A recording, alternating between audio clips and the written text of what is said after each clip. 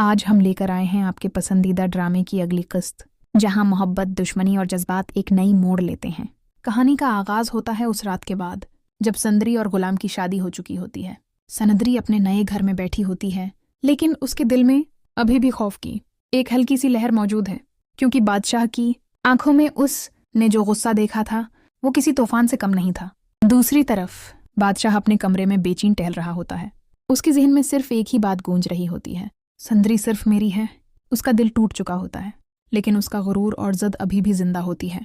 वो फैसला करता है कि वो इतनी आसानी से हार नहीं मानेगा।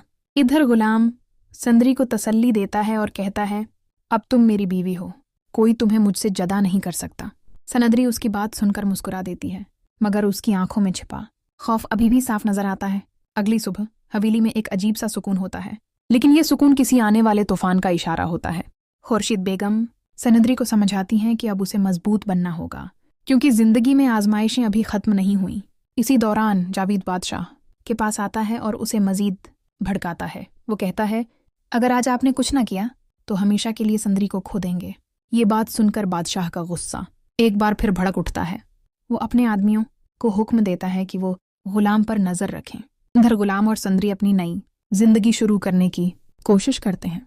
वो दोनों एक दूसरे के करीब आते हैं, बातें करते हैं और अपने मुस्तकबल के ख्वाब देखते हैं, लेकिन किस्मत को शायद कुछ और ही मंजूर होता है।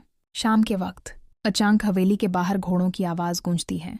दरवाजा जोर से खुलता है और बादशाह अपने आदमियों के साथ अंदर दाखिल होता है। हर कोई खौफजदा हो जाता है।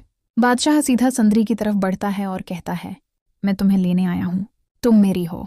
गुलाम फौरन उसके सामने आ जाता है और कहता है, ये अब मेरी बीवी है, तुम्हें कोई हक नहीं। बातों बातों में एक बार फिर झगड़ा शिद्दत अख्तियार कर लेता है। दोनों के दरमियान हाथापाई शुरू हो जाती है। संदरी चीखती है, रोकती है, मगर कोई नहीं सुनता। आखिरकार खुर्शीद बेगम बीच में आती हैं और सबको रोक देती हैं। वो सख्त लहजे में कहती हैं, ये घर है, मैदान जंग नहीं। बादशाह कुछ लम्हे खामोश रहता है, फिर संदरी की तरफ आखिरी बार देखता है। उसकी आंखों में मोहब्बत भी होती है और दर्द भी। वो आहिस्ता से कहता है, ये जंग अभी खत्म नहीं हुई, और फिर वो वहां से चला जाता है।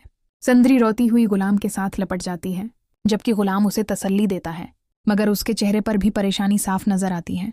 कहानी एक नई मोड़ पर आ चुकी है। क्या बादशाह वाकई हार मान जाएगा, या वो संदरी को वापस हासिल करने के लिए कुछ बड़ा कदम उठाएगा? ये जानने के लिए देखते रहिए हमारा चैनल